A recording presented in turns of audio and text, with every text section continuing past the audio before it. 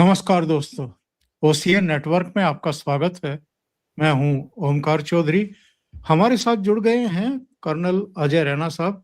उनका स्वागत कर लेते हैं। रैना जी, बहुत स्वागत, बहुत अभिनंदन आपका।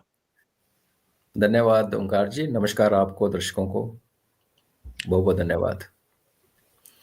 अजय जी, पड़ोस में बांग्लादेश में जो सिचुएशन है, आपको नहीं लगता कि ये 1971 जैसे हालात में पहुंच चुका है?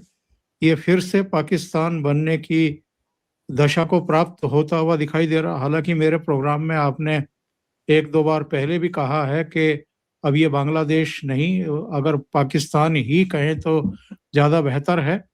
अभी 16 दिसंबर को शेख हसीना ने एक संदेश जारी किया था, क्योंकि 16 दिसंबर 1971 को ही बांग्लादेश के निर्माण का ऐलान हुआ था।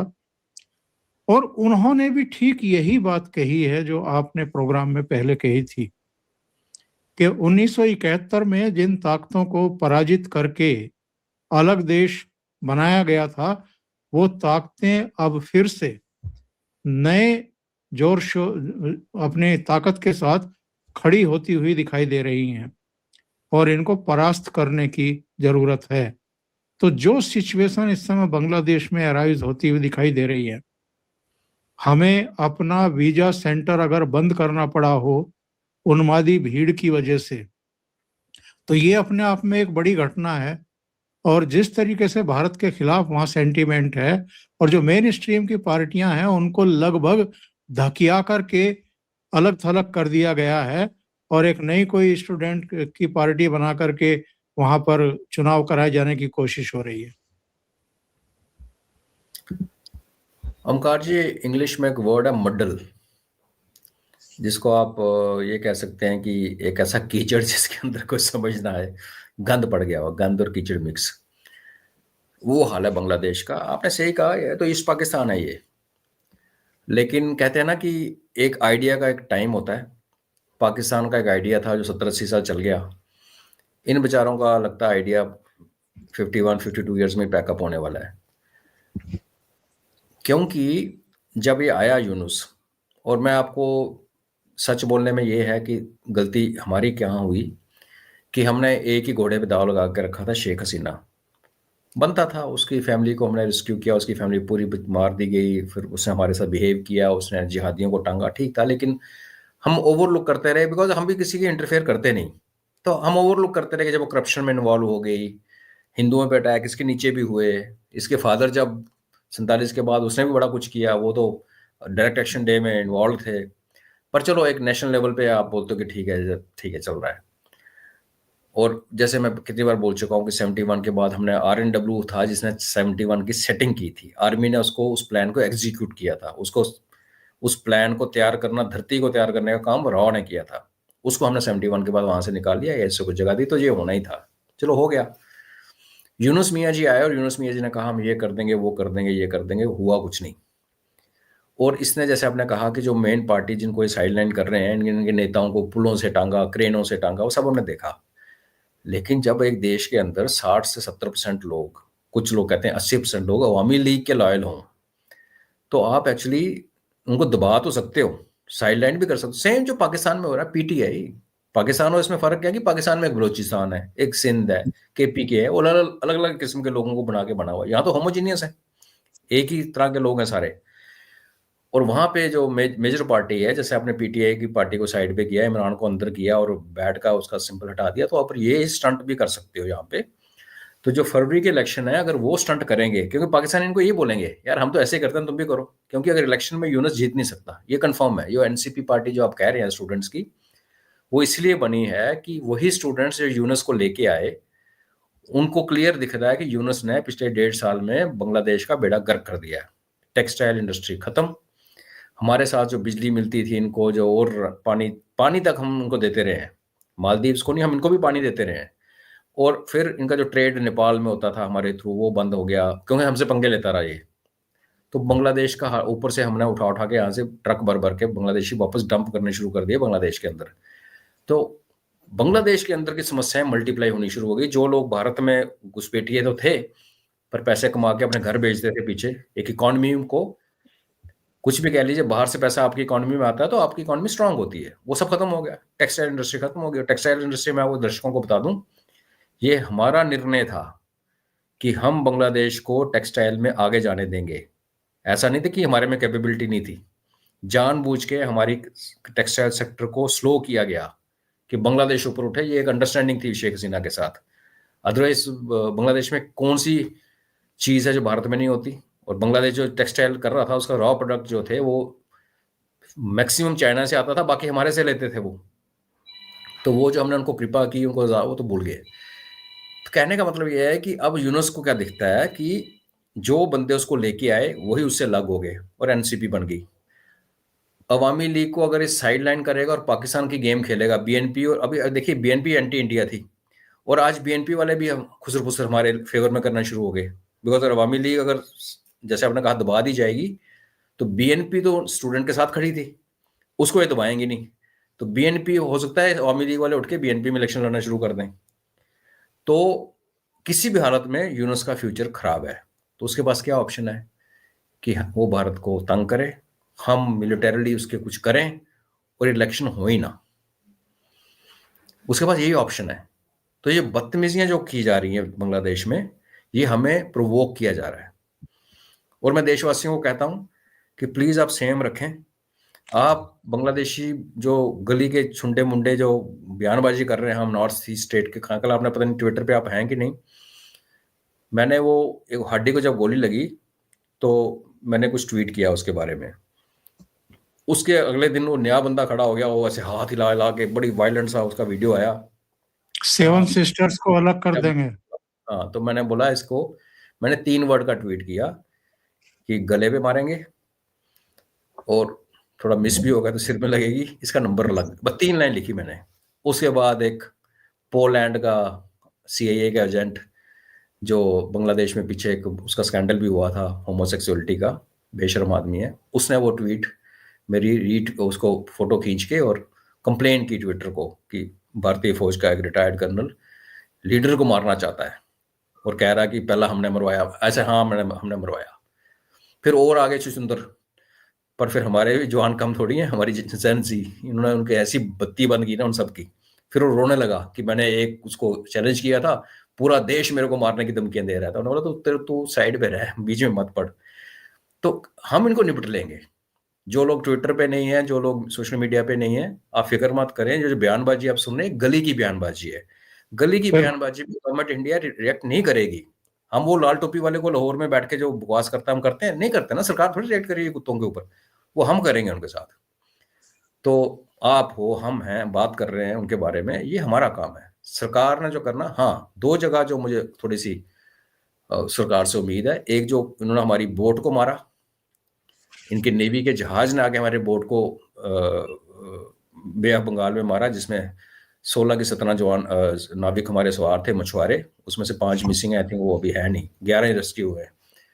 वो बदतमीजी की। और दूसरी जो आप कर रहे हो, कल जो दूतावास पे हुआ, दूतावास मतलब आपने हमारे ऊपर आक्रमण किया। दूतावास हमारा होता है, वो हमारी टेरिटरी है बांग्लादेश के अंदर। इनके ऊपर हम एक एक्सपेक्ट करते हैं कि भारतीय सरकार एक बयान देगी। मैं बयान से ज्यादा एक्सपेक्ट नहीं करता, और मैं दर्शकों को भी कहूंगा कि आप ये मत एक्सपेक्ट करो कि हम लड़ाई करें। हम लड़ाई करेंगे तो चाहते हैं कि हम लड़ाई करें। कहते हैं कि never fight with a pig. आप एक सूअर के साथ अगर दंगल करने लगो तो आपको अपनी कीचड़ में गंदे करेगा वो। तो जो इसका इलाज होना ना, मेरा भी असेसमेंट ये है कि फरवरी के इलेक्शन तक हम इनको कुछ नहीं करेंगे। ये गंद बकते रहेंगे, हमारे ऐसे लोग उनको चेपते रहेंगे, सरकार आराम से बीच में स्टेटमेंट स्पून देके काम चलाती रहेगी। हम उनके ट्रैप में नहीं जाएंगे। हाँ, अगर इन्होंने कोई बड़ी बदतमीजी कर दी, ये 5 मछुआरों का मरना तो है, वो भी बदतमीजी है, इसका बदला सरकार लेगी। और ये रही बात दूतावास पे, पहले तो बड़ा शोर मचा, बैरियर तोड़ते हुए लोग नजर आए। बाद में फॉरेन मीडिया की अब कवरेज देखिए, 220 से 230 लोग थे वो टोटल। लेकिन बांग्लादेश मीडिया ने, सोशल मीडिया ने उसको ऐसे प्रोजेक्ट किया कि पूरा पूरा ढाका उठ के आ गया है। तो ये 200-250 बंदे, तो आपको पता है ना, हमारे यहाँ पे वो उस दिन एजिटेशन हुआ था, अक्षय का बड़ा नाम फेमस हुआ, अक्षय को पुलिस पकड़ के ले गई, अक्षय का ये दबा दिया। तो 200-250 बंदे, तो आप बांग्लादेश जैसी इतनी डेंस पॉपुलेशन है, कहीं से इकट्ठे कर लो। तो हालात खराब है। वो पाकिस्तान के मॉडल की तरह अपने खराब हालात का टाइम पे अटेंशन डाइवर्ट करने के लिए हमसे पंगा लेने की कोशिश कर रहे हैं, और हमारी सरकार मेरी असेसमेंट में बिल्कुल मैच्योर बिहेव कर रही है। हम उस जाल में नहीं फंसना चाहते। तो देशवासियों से अपील है कि जब आपको सोशल मीडिया पे कोई बांग्लादेशी भौंकता हुआ नजर आता है भारत के खिलाफ, सेवन सिस्टर्स के खिलाफ, तो आप उसको अच्छी तरह से बचाइए। हम अपना काम करते हैं, सरकार अपना काम करेगी। बट बांग्लादेश का आई थिंक टाइम पूरा हो चुका है, जैसे पाकिस्तान का टाइम पूरा हो चुका है। बांग्लादेश में भी साल के बाद, साल के अंदर अंदर ही आपको नक्शा बदलता हुआ नजर आएगा। जी बिल्कुल सही है। और ये आसिम मुनीर को व्हाइट हाउस फिर बुलाया गया है, तीसरी बार या चौथी बार, और इस बार बुलाने का मकसद क्या है अजय जी? आपको क्या लगा था ओमकार जी कि जिस दिन ट्रंप ने इसको लंच पे बुलाया था, प्रधानमंत्री को साइड पे छोड़ के एक हारे हुए फील्ड मार्शल को, तो इन सबको लगा कि वाह वाह भाई, भारत ने हमारे परमाणु उस पे अटैक किया, इनका F-16 टूटे, तो एकदम से ट्रंप, वो तो रीजन था ही था। हमने रशिया से तेल खरीदा, वो रीजन था ही था। वो तो रशिया से बड़ी दुनिया तेल खरीदती है। सुपर पावर है ओमकार जी अमेरिका, उसको कठपुतलियां बनाना आता है। उन्होंने इसको, जैसे आप कह रहे हो तीसरी विजिट चौथी विजिट, ऐसा चने के झाड़ पे चढ़ाया, और चने पे झाड़ पे चढ़ने के लिए खुद तैयार था, बिकॉज इसने बहुत पैसा खर्चा पाकिस्तान ने लॉबिंग करके ट्रंप के करीब जाने के लिए। तो जिस दिन ट्रंप इसको खाना खिला रहा था, ट्रंप को उस दिन पता था कि मैं आज के 3 या 4 महीने के बाद गाजा का जो गंद है उसमें पाकिस्तानियों को काम करवाऊंगा। ये होती है एक सुपर पावर की सोच और एक टुच्चे से देश की सोच में फर्क। इसको लगा कि मुझे व्हाइट हाउस में खाना खिलाया, मैं तो हो गया, उसके बाद एक बक्सा लेके पहुंच गया नचनिया की तरह। कुछ नहीं था, उनको बड़ा क्लियर था। ज्यूज अमेरिका को चलाते हैं। इजराइल की आर्मी थक चुकी है इस टाइम, छोटा सा देश है, आप लगातार, और वो जो लड़ाई लड़ रहे हैं ना, वो सैचिन तो खैर अलग लेवल पे हो गया, हिमालय में लड़ने वाला से भी टफ होती है। किसी फौजी को पूछो, मेरे को पूछो, भाई लड़ने की ऑप्शन है कि तू हिमालय में जाके लड़ेगा कि लाहौर की सिटी के अंदर लड़ोगे, मैं बोला मैं हिमालय में ठीक हूँ यार। क्लियर है ना कि सामने है तो गोली मारनी है। एक शहर के अंदर, बिल्ट अप एरिया के अंदर लड़ना बहुत सबसे टफ ऑपरेशन माना जाता है। और जब नीचे टनल्स बनी हो, जमीन के नीचे टनल्स हैं, ऊपर मल्टी स्टोरी बिल्डिंग्स हैं, किसकी गली के नुक्कड़ पे कौन स्नाइपर बैठा है, इट्स वेरी वेरी डिफिकल्ट। और आप जो जितना मर्जी आप इल्जाम लगाइए, इजरायलीज जानबूझ के बच्चों को नहीं मारते, भी लेडीज को नहीं मारते, तो वो ध्यान भी रखना पड़ता है कि गलत बंदा ना मर जाए। तो वो फटीग्ड है इस टाइम, थक चुके हैं। इनको चाहिए था, ट्रंप को चाहिए था कि मैं नोबेल प्राइज के लिए एक संधि कराऊं। ये अंडरस्टूड था कि जैसे एलटीटी के साथ संधि हुई थी कि एक बाहर से फौज लानी पड़ेगी जो इनको डिसआर्म करेगी, हमास को, और हमास वालों को फिर सेटल किया जाएगा अमेरिका में, टॉप लीडरशिप को, और बाकियों को आगे पीछे बांटेंगे। तो पहला ऑप्शन था गल्फ कंट्रीज के लिए। गल्फ कंट्री में किसी के पास फौज नहीं है, और जिनके पास फौज है, मतलब किसी के पास इतनी फौज नहीं है कि वो गाजा में भेजे, और जिनके पास, सऊदीज के पास फौज है, जॉर्डन के पास फौज है, उसमें सारे सोल्जर, ज्यादातर जो सोल्जर है वो पाकिस्तानी है। सऊदी अरेबिया की आर्मी फुट सोल्जर जो नीचे वाले हैं वो सारे पाकिस्तानी हैं। तो इनको पहले ही पता था ट्रंप को कि अब एक ऐसा बलि का बकरा चाहिए जो अपने बंदों का सौदा करेगा, ब्लड का मरवाने तैयार है। बिकॉज आपको क्या लगता है हमास ऐसे हथियार पकड़ा देगा? हमें भी लगा था ना APKF के टाइम पे कि एलटीटी तो हमने खुद बनाई है, यहाँ तो हमास ईरान ने बनाई है, एलटीटी हमने खुद बनाई। और जब हमने उनको बोला, उन्होंने संधि साइन की कि हम हथियार देंगे, पुराने हथियार सारे पकड़ा दिए। जैसे हम लोगों ने चाबी घुमाई तो हमसे लड़ाई शुरू हो गई, और हमारे कितने अफसर और जवान श्रीलंका में मारे गए बिना मतलब के। यहाँ क्या सीन है कि वहां एलटीटी हमारा एक कॉन्टैक्ट था अपना, प्रभाकरन के साथ भी था। यहाँ तो ईरान का बनाया हुआ नमूना आपके सामने बैठा हुआ है। ईरान के पीछे चाइना और रशिया बैठे हैं। आपने चाइना और रशिया को सीरिया में तंग किया, आप उनको वेनेजुएला में तंग कर रहे हो, तो आपको लगता है वो हमास में आपको आराम से हथियार पकड़ा देंगे? और दूसरा ये है कि अभी पाकिस्तान का अगर आप मीडिया फॉलो करो तो वहां ये चूरन बेचा जा रहा है कि आसिम मुनीर साहब ये बताने जा रहे हैं, आसिम मुनीर साहब, कि ट्रंप जी अगर आप चाहते हो कि हम शांति के लिए जाएं तो हम जाएंगे, अगर आप हमें बोलते हो कि हमास के हथियार ले लो तो वो हम नहीं लेंगे। तो ओमकार जी, गाजा में अगर आप शांति बहाल करना चाहते हो और हमास के पास हथियार हैं, तो कौन सी शांति? तो ये अंडरस्टूड है कि अगर शांति बहाल करे, वो चूरों ने आके बेचेगा अपने देश में, क्योंकि यहाँ पे लबैक वाले खड़े हो गए हैं कि तुम क्या कर रहे हो। तो अभी मुनीर की सिचुएशन ये हो गई है कि वो लंच खा के तो बड़ा खुश हुआ था, डील करके, क्रिप्टो की डील करके खुश हुए, पैसे भी मिले। अब वो ट्रंप को मना करता है आज की डेट में जाके कि मैं नहीं भेजता, क्योंकि मेरे घर के अंदर नवाज शरीफ ने मना किया था। पहले भी ये प्रपोजल चला था नवाज शरीफ के टाइम पे, उसने कहा नहीं मैंने अपने घर के अंदर आग लगानी है। और उस टाइम पाकिस्तान के अंदर वो आग नहीं लगी हुई थी जो आज लगी हुई है, जो बलूचिस्तान में लगी है, केपीके में लगी है, आज़ाद कश्मीर जो उनको कहते हैं पीओजे के, वहां पे एक सेना खड़ी हो रही है, एक्स फौजी से इकट्ठे होकर बच्चों को रिक्रूट कर रहे हैं। और उनका वीडियो आया तो आपने शायद देखा होगा, कहा कि भाई 71 में पाकिस्तानी फौज जो थी भारत के आगे घुटने टेक के भागी थी, और अभी जब भारत आने वाला है उनको पता ऑपरेशन सिंदूर आएगा दोबारा उनको, तो ये फिर भाग जाएंगे।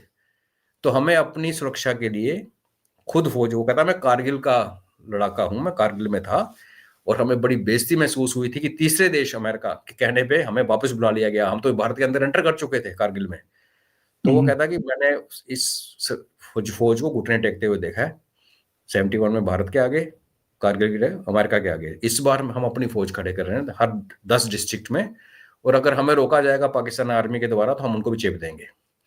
तो आप पीओजे के आपके काबू में नहीं, बलूचिस्तान आपके काबू में नहीं, केपी के आपके काबू में नहीं, और पंजाब में इमरान खान आज भी मोस्ट पॉपुलर लीडर है नवाज शरीफ के होते हुए भी। तो ऐसे हालत में वो नवाज शरीफ तब मना कर गया था। आज अगर ये मना करता है तो आप ये मानिए कि ट्रंप, अमेरिका जो है वो मुनीर को सर्वाइव नहीं करने देगा। अगर हाँ करता है तो देश के अंदर आग लग जाएगी। और उसका लीवर आप देख रहे हो, अभी अमेरिका का लेवर क्या है पाकिस्तान के अंदर। इसको मीटिंग पे बुलाया, उधर बोल रहे हैं कि हम इमरान खान के बेटे आ रहे हैं पाकिस्तान बाप को मिलने।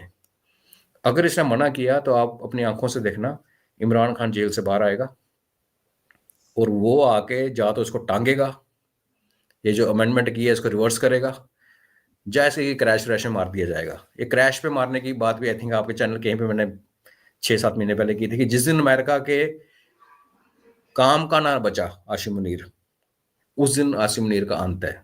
जा अगर अमेरिका हमारे साथ दोस्ती बढ़ाएगा तो आसिम मुनीर को उनको निकालना पड़ेगा इक्वेशन से, और उसमें अमेरिकन को 2 मिनट लगते हैं। उन्होंने अपना एम्बेसडर मरवा दिया था जनरल जिया को मारने के चक्कर में, अपना एम्बेसडर बलि चढ़ाई थी अमेरिका ने जब जिया को मारा था।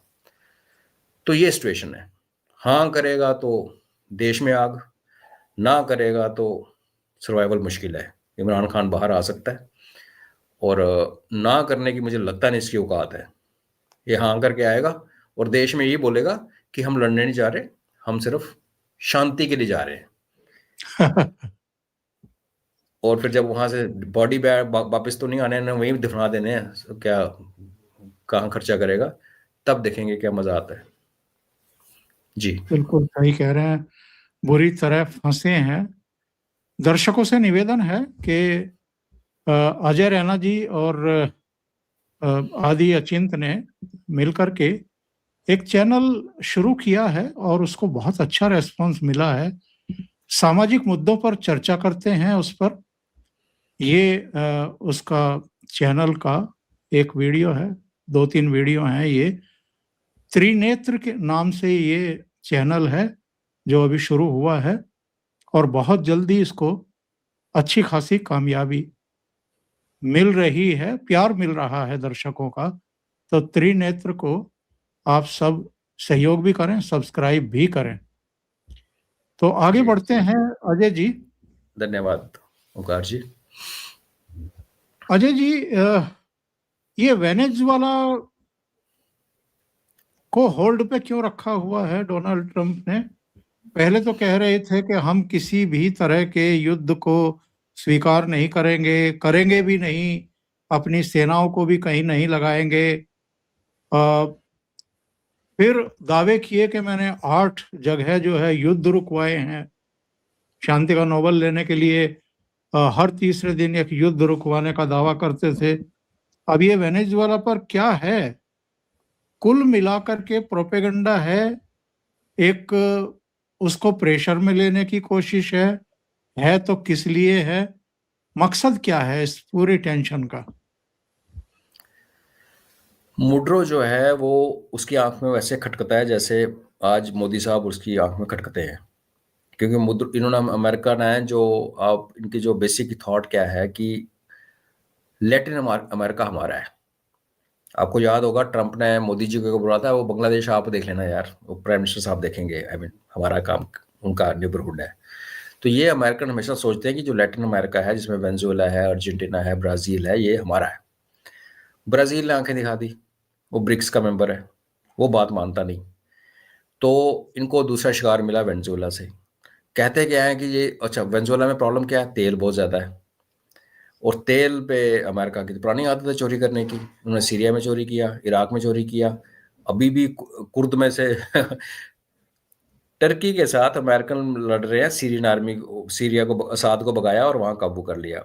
टर्की लड़ रहा कुर्द के साथ, और कुर्दों के साथ 1000 अमेरिकन मिलके टर्की के साथ लड़ रहे हैं, क्योंकि जहां पे बैठे हुए हैं नॉर्दर्न सीरिया में, वहां पे तेल जो है वो अमेरिका निकाल रहा है। सेम चीज सीरिया के साउथ है, जब असाद का रजीम था तो अमेरिका अंदर घुसा हुआ था बिना परमिशन के तेल निकालता। तो वेनेजुएला में तेल है। अब आपने वो गेम देखी कि उनके अपोजिशन लीडर को इन्होंने वो नोबेल प्राइज वगैरह दे दिया, सब ड्रामा किया। तो ये चाहता कि वहाँ रजीम चेंज हो, वो मानता नहीं। तो इससे पहले जैसे आपने कहा कि हम ये करेंगे वो करेंगे, अब इसने कहा मैं फौज भेज रहा हूँ, इससे बड़ी डिप्लॉयमेंट आज तक किसी ने देखी नहीं अमेरिका की।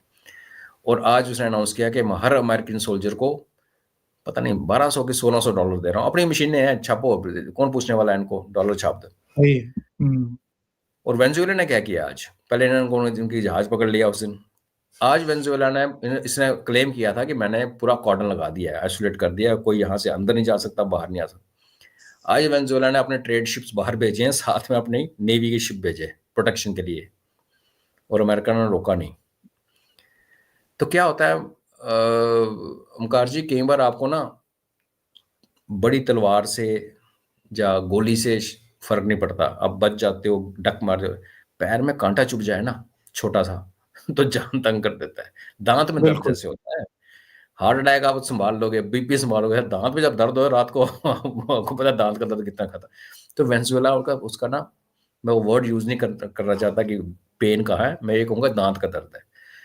तो तेल का गेम है, ऊपर से चाइनीज इन्फ्लुएंस बहुत ज्यादा है वेनेजुएला में।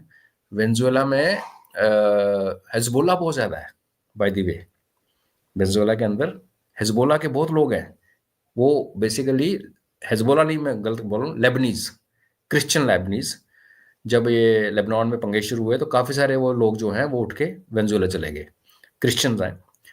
लेकिन उनके साथ हिजबुल्लाह के बंदे गए, और जो हिजबुल्लाह के बंदे इस टाइम वेनेजुएला में हैं वो ड्रग का, पूरे लैटिन अमेरिका के ड्रग को कंट्रोल करते हैं। आपको पता होगा कि सीरिया जो था, असाद जो था, वो पूरे गल्फ में और पाकिस्तान तक के ड्रग्स जो असाद बेचता था, उसको जब सैंक्शन लगे उसके बाद सोर्स ऑफ इनकम था ड्रग्स। यही हाल वेनेजुएला का है। अब मगर चक्कर यह है कि उसमें चाइनीज का इंटरेस्ट हर्ट होता है, चाइना ने इन्वेस्ट किया बहुत ज्यादा, जैसे बांग्लादेश में किया था। तो बांग्लादेश में उन्होंने चाइना को वहां से निकाल दिया रजीम चेंज करके, अभी वेनेजुएला में वही करना चाहता है। तो ये एक फ्लैश पॉइंट, मैं अभी इसको नहीं मानूंगा, हालांकि फ्लैश पॉइंट बन सकता है, क्योंकि इसने रशिया के साथ हाथ मिलाया हुआ है। मैंने आपके चैनल पे उस दिन बोला था जिस दिन लास्ट का मीटिंग हुई थी कि रशिया के किया हाथ जी, मिला के, बिल्कुल। अगर रशिया से भी ना हाथ मिलाया होता ना तो वेनेजुएला में रशियन इंटरेस्ट भी है। और लैटिन अमेरिकन कंट्रीज को लगता है कि भाई ये खाम खा के हमारे ऊपर बॉस बन के घूम रहा है, जैसे मालदीव को लगता है, कभी भारत के, नेपाल को लगता है, ये होता है नेचुरल। जैसे देश की अपनी एस्पिरेशंस बढ़ती हैं तो उनको लगता है कि बिग ब्रदर वाला जो है वो बुली है, और ये बुली तो है ही अमेरिका। कहाँ जाएगा कहना मुश्किल है। ट्रंप को जो मैं समझता हूँ तो वो कैपेबल है कि वो लड़ाई वड़ाई सीज फायर को साइड पे छोड़ के बोल भी सकता है कि उड़ा दो इनकी रिफाइनरी, 2-3 ऑयल रिफाइनरी पे अटैक कर दो या ये कर दो, वो कर सकता है। ट्रंप को प्रेडिक्ट करना बहुत मुश्किल है, बट ये एक अच्छे बड़े सुपर पावर को शोभा नहीं देता कि एक छोटे से नेबर को, जस्ट बिकॉज उनके पास तेल बहुत ज्यादा है, जस्ट बिकॉज वो आपकी बात नहीं मानते, जस्ट बिकॉज आपको सल्यूट नहीं मारते, आप उस देश की रजीम चेंज नहीं कर पा रहे हो, बिकॉज आपके पास चल नहीं रहा। मुड्रो जो है, मुड्रो की ग्रिप है वेनेजुएला में। तो वेनेजुएला में आपको पता होगा इन्फ्लेशन बहुत बढ़ गई थी, उनकी करेंसी बिल्कुल गिर गई, लेकिन वो चलता रहा बिकॉज तेल बहुत है उनके पास, बेचते हैं वो, इन्हें सैंक्शन लगा दिए। और हमारा क्या है कि हम जैसे देश जो है वो वेनेजुएला का तेल भी रिफाइन कर लेते हैं, हम अमेरिकन तेल भी रिफाइन कर लेते हैं, हम गल्फ का तेल भी रिफाइन कर लेते हैं और हम रशियन तेल भी रिफाइन कर देते हैं। तो हमारा वहाँ पे इंटरेस्ट है। तो एक देखने में जो कहते हैं ना अच्छी खटकने वाली चीज़ है, वेनेजुएला में जो अमेरिका कर नहीं करना चाहिए था। पर आ जाकर वो तेल और पैसे और ईगो की बात है जो ट्रंप के साथ आइडेंटिफाई कर सकते हो आप। पैसा, ईगो। जी। बिल्कुल सही बात कह रहे हैं। और समय सीमा समाप्त हो रही है, एप्स्टीन फाइलें खुलने वाली हैं, 19 दिसंबर तारीख है। यहाँ भी कल कुछ लोग कुछ गंद फैलाने की कोशिश कर रहे हैं, प्रोपेगेंडा कर रहे हैं मोदी जी का नाम लेकर के। कैसे देख रहे हैं इस पूरे प्रकरण को? ये तो अभी अपोजिशन ने ओपनली बोलना शुरू कर दिया है कि 19 तारीख को बम फटेगा। मेरा ये मानना है कि जो भौंकते हुए कुत्ते जो है ना वो जिनके दांत नहीं होते ज़्यादा भौंकते हैं। क्योंकि अगर 19 को बम फटना था तो फिर ये वेट करते 19 का बम फटने का देखने का। इन्होंने एक बना दी शुरली।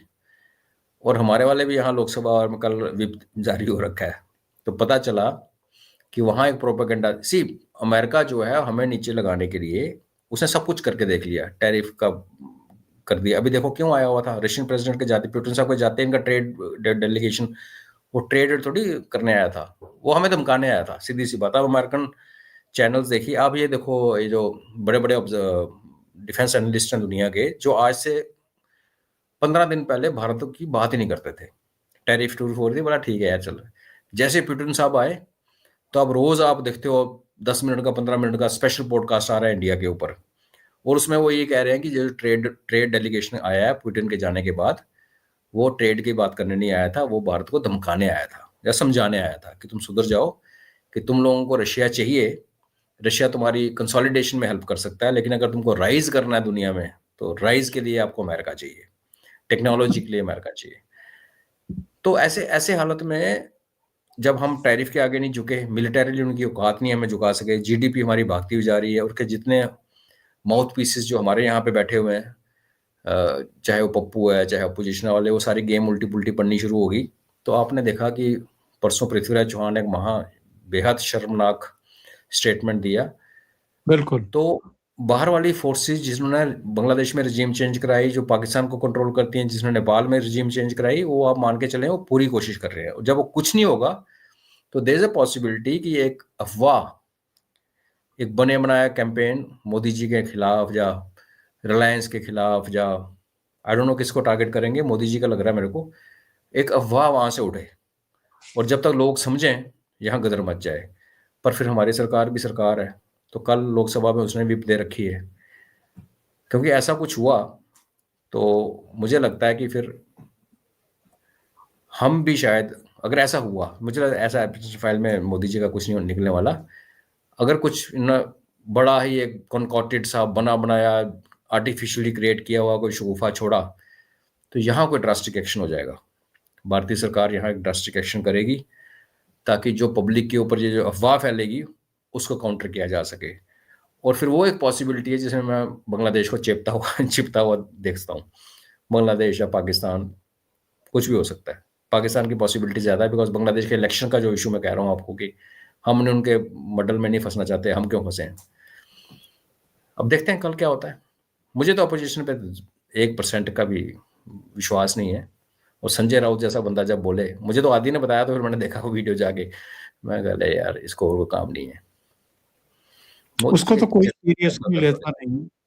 जी जी लेकिन कुछ एआई जनरेटेड कुछ इन्होंने अगर क्या तमाशा किया तो इस बार इनको बहुत भारी पड़ेगा। कर सकते हैं, मैं कह रहा हूँ एआई। आप देखिए हमारे आर्मी चीफ का बयान कैसे इन्होंने मोड़ा, कर्नल कुरैशी का कैसे बयान मोड़ा बिहार इलेक्शन से पहले। तो डीप, जब तक डीप फेक को आप लोगों को बोलते हो डीप फेक है, तब तक तो तीर चल चुका होता है। वो बिल्कुल। एक एक्सपेक्टेड है मेरे को कि वो कर सकते हैं ये, क्योंकि उनके पास अभी बचा नहीं। क्योंकि अभी ट्रेड डील, जब यहाँ पे ट्रेड डेलीगेशन आया और वापस गया 11 की 12 को, वो अभी क्या मैसेज वापस लेके गया है, उसको क्या बोला गया यहाँ पे, वो वो लिंक होता है 19 तारीख के साथ। अगर हम नहीं झुके, मुझे लगता नहीं झुकेंगे, तो वो कुछ ना कुछ करने की कोशिश करेंगे, और तभी उनको हमारे यहाँ पे अपोजिशन को कैसे पता है कि 19 तारीख को कुछ होने वाला है मोदी जी। तो नेचुरली फिर जैसे आपको पता है ना, जब बीच में बात चली थी तो अमेरिका ने कहा था कि ब्राह्मण जो है वो सारा तेल पैसा कमा रहे हैं रशियन ऑयल के साथ। तो इनको इनपुट कौन देता है? तो इन इनको तार कुछ जुड़े पता हुए ही हैं। नहीं। जी। बिल्कुल। और चलते चलते मोदी जी के 3 देशों की यात्रा का हासिल क्या है अजय जी? देखिए, ओमान जो है वो गल्फ में या वेस्ट एशिया में एकमात्र न्यूट्रल कंट्री है। जब गल्फ के सारे देश प्रो अमेरिका और एंटी अमेरिका, प्रो अमेरिका ही थे सारे बेसिकली ईरान को छोड़ के, जब इन्होंने अलाइनमेंट की अपनी कोल्ड वॉर खत्म होने पे, तो एक देश को डेलिबरेट डिसीजन लेके ओमान को छोड़ दिया गया। जैसे जिनेवा है यूरोप में, वैसे इसको न्यूट्रल बनाया गया। और ओमान में हमारे 3 लाख से ऊपर हिंदूज रहते हैं जो ओमान के सिटीजन हैं। और आपको याद होगा कि ग्वादर भी ओमान ने हमें ऑफर किया था, ले लो, नेहरू जी ने बोला नहीं चाहिए। तो ओमान के साथ हमारी हिस्टोरिक रिलेशनशिप है। और एक उसके बाद जो जॉर्डन में जाके और प्रिंस ने गाड़ी चलाई, और वो और इथियोपिया में जाके जहाँ पे 40%, 45%, 42% मुस्लिम हैं, वहाँ पे प्राइम मिनिस्टर उनका मुस्लिम है, वहाँ पे वंदे मातरम गाया गया। तो एक सिग्नलिंग कि हमारे, वही मैं कह रहा हूँ ना, हमारे देश के अंदर हिजाब पहनने का शौक, बुर्का पहनने का शौक, जाली वाली टोपी लगा के चले, जो हलाला करने का शौक, ट्रिपल तलाक का शौक, ये सारी चीजें एक्चुअल मुस्लिम कंट्री में बैंड है। बिल्कुल। तो ये एट द सरफेस ऑफ अगर ऐसे देखा जाए तो ओमान में तेल है, इथियोपिया में तेल भी है, और दवाइयों के रॉ मटेरियल भी है, और जॉर्डन में तो ये है कि हमारे म्यूचुअल रिस्पेक्ट है। आपको याद होगा जब ये गए थे मोदी साहब इजराइल, और फिर वो वेस्ट बैंक भी गए थे, तो जॉर्डन एयरफोर्स ने उनकी जहाज को एस्कॉर्ट किया था आउट ऑफ कर्टसी। तो और जॉर्डन को अमेरिका अपना पिट्ठू मानता है कि भाई जब इजराइल पे मिसाइल आती हैं तो जॉर्डन की, उनकी जो राजकुमारी थी उसने एयरफोर्स को याद होगा, उसने शूट डाउन की थी मिसाइल्स, ईरानियन मिसाइल्स। मुझे लगता है कि इजराइल और भारत के बीच में एक चुपचाप की एक अंडरस्टैंडिंग है, जो शायद अमेरिका को पसंद नहीं है, या अमेरिका को पता नहीं है। बीबी नेतन्याहू का कुछ है यहाँ पर रिलेशनशिप। तो इसके अलावा तो मुझे कुछ मटेरियली इन तीनों कंट्री, छोटी छोटी कंट्रीज हैं, कुछ होता हुआ नजर नहीं आता। हाँ, ओमान जो है वो हमारा तेल के साथ साथ हमारी एक मार्केट बन सकता है। जॉर्डन का भी सेम है, पैसे वाले लोग हैं। और क्या पता ये जो नौटंकी चल रही है 20 पॉइंट वाली, जिसका पता नहीं पॉइंट्स क्या है, कभी कुछ होते हैं कभी कुछ होते हैं, उसमें कुछ बात हो इजराइल, और जैसे हमने जेलेंस्की और रशिया के बीच में, हम लोग सबको पता है, हम लोग बीच में मेडिएट कर रहे हैं। तो इजराइल और जॉर्डन के बीच में हालांकि संबंध ठीक है, उनकी कोई दुश्मनी नहीं है आपस में, और दोनों अमेरिका की ताबेदारी करते हैं। तो एक्चुअली मेरे को भी जब ये आई तो एक सडन विजिट, तो मैं भी सोच रहा था कि इसमें क्या निकल के आने वाला है। मुझे एक्चुअली कुछ बड़ा निकलता हुआ नजर नहीं आ रहा, अदर देन एक रीच आउट है ग्लोबल साउथ की तरफ। आप जा रहे हो, आप उन कंट्रीज में जा रहे हो जहां लोग जाना, इथियोपिया में कौन जाता था बताओ। तो अब ग्लोबल साउथ की जो जंग चल रही है चाइना और हमारे बीच में, और एक्चुअली अगर पावर शिफ्ट हो रही है पश्चिम से पूर्व को, तो उस कॉन्टेक्स्ट में आप देखेंगे। और उसके पीछे वाली विजिट भी अगर आप देखेंगे, जब वो साइप्रस गए और गाना गए, तो ये वो देश हैं जहाँ पे बड़े मुल्कों के प्राइम मिनिस्टर नहीं जाते। ऐसा मुल्क जिसकी इकोनॉमी सबसे बड़ी है और अपकमिंग पावर है। तो शायद एक हमारा वो जो ग्राउंडेड हमारी नेचर है ना भारतीय संस्कार की, अब जहाँ भी पहुंच जाओ अपने जुड़े रहते हो, अपने लोगों को नहीं भूलते। इन देशों के साथ हमारे हिस्टोरिक कॉन्टेक्स्ट तो है ना, हमारा आना जाना, माइग्रेशन, इधर के लोग उधर, वो चाहे उनको पकड़ के जंगलों में काम करने के लिए अंग्रेज लेके गए, कुछ भी है, हमारे इंडियन डायस्पोरा भी है, तभी तो वंदे मातरम गाया गया वहाँ पे। तो मिक्स एक, मैं इसको सॉफ्ट पावर की विजिट देखता हूँ। मैं हार्ड पावर, इसमें हार्ड पावर वाला, पुतिन साहब का जो आना था वो हार्ड पावर की विजिट थी। ये मुझे लगता है कि सॉफ्ट पावर की प्रोजेक्शन थी। जी। और आखिर में मैं एक अपनी गलती सुधार लूं दर्शकों, ये चैनल है एक्चुअल में, मैंने जो पहले दिखाया था वो किसी और का चैनल का चेहरा मैंने दिखाया था। ये अजय जी और आदि जी आजकल शाम को इस पर डिस्कशन करते हैं, सामाजिक मसले डिस्कशन करते हैं, तो आप लोग वहां जाकर के देख सकते हैं। जी, 10 से 12 या 15 मिनट मैक्सिमम हमारा होता है ओमकार जी, और हाँ, जी, सामाजिक जियोपॉलिटिक्स वगैरह पे नहीं होता। थोड़ा जी, कोशिश जी। कर रहे हैं कि थोड़ा-सा समाज के बारे में थोड़ा कुछ करें। जी, आप मैं भी सहयोग दे रहे देखूँगा हैं, और धन्यवाद। दर्शकों से भी ये निवेदन है कि ज़रूर इसको सहयोग करें और देखें। अजय जी, बहुत-बहुत धन्यवाद जुड़ने के लिए, इतना समय निकालने के लिए और बहुत महत्वपूर्ण मुद्दों पर चर्चा करने के लिए। Thank you so much.